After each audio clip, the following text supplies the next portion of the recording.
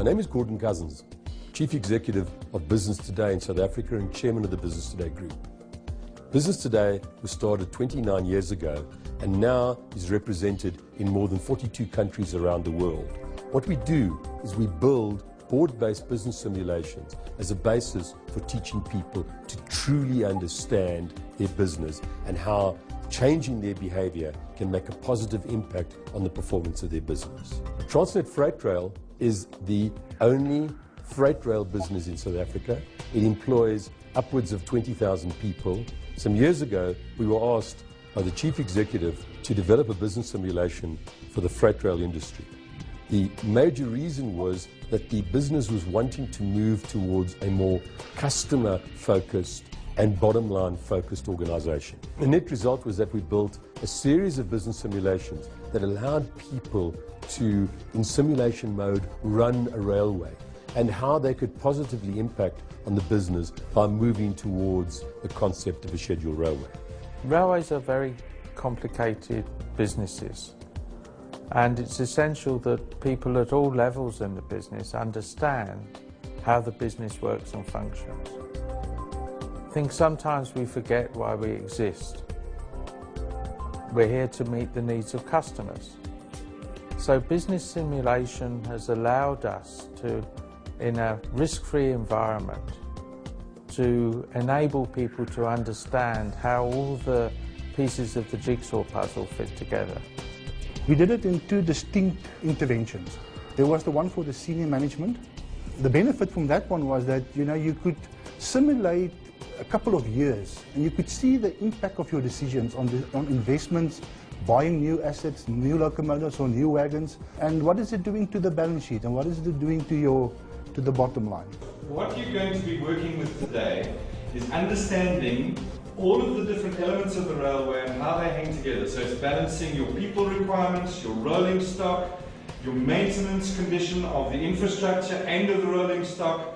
All of these pieces hang together, and if you execute them properly, are going to deliver financial performance. If we get them wrong, then we're going to have some serious financial failure. As I told you, you're going to be in a competitive environment in this situation, as you are in reality, not necessarily competing with other freight railways, but competing with road traffic for a competitive offering to the client.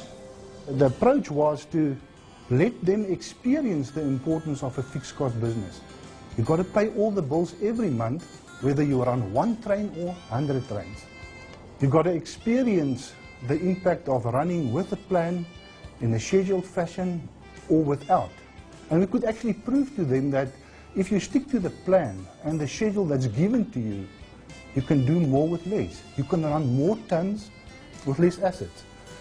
And then finally, the teams had to see, but my little contribution towards signal maintenance or my contribution to the track maintenance or to the locomotive maintenance is very, very important for asset utilization, for running more business, for lower unit cost, for asset utilization, etc., etc.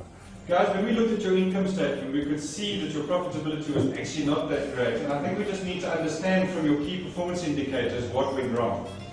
If we look at your loco utilization, it's right down at 26%. That means that your locos are hauling loads 26% of the time. The rest of the time, they're either hauling empties or standing. The feedback we got afterwards consistently was very positive from all the participants. And the suggestions that we received were all, how can we improve? So you've got to discover for yourself.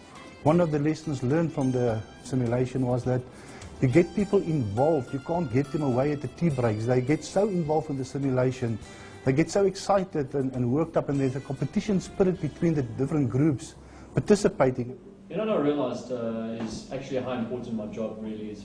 It's really very, very successful. And it kills many myths. This thing, run till as far as you can go. You can ultimately see that that's the wrong way. The plan is actually better. Stick to the plan. They understood the value that they contributed and how the decisions that they made actually impacted on the bottom line. It doesn't matter where you are in the railway. You all have different parts to play. And this simulation has allowed people to understand much better than they ever did before where they fitted in. I'm also sure that this is a long-term investment where we will reap the benefits as we go forward. This is not a do today and see tomorrow. Certainly beginning to see the impact from the business simulation process and changes in the way people think in running this business. So as you've heard, business simulation training can make a significant impact on the way your people behave and therefore the performance of your organization. In Business Today, we believe that every business is to some extent different from every other business. And therefore, we believe in modification or customization of simulations to suit your specific needs. What has been done in the rail industry has also been done in more than 100 other industries and companies across the world. Our belief is that the only reason that you should be training is in order to improve business performance. Now, we need to understand that in order to improve business performance, you have to change behavior.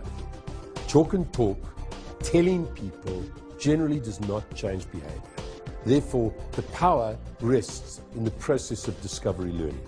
You can, by the use of business simulations, improve the performance of your people and the performance of your organization.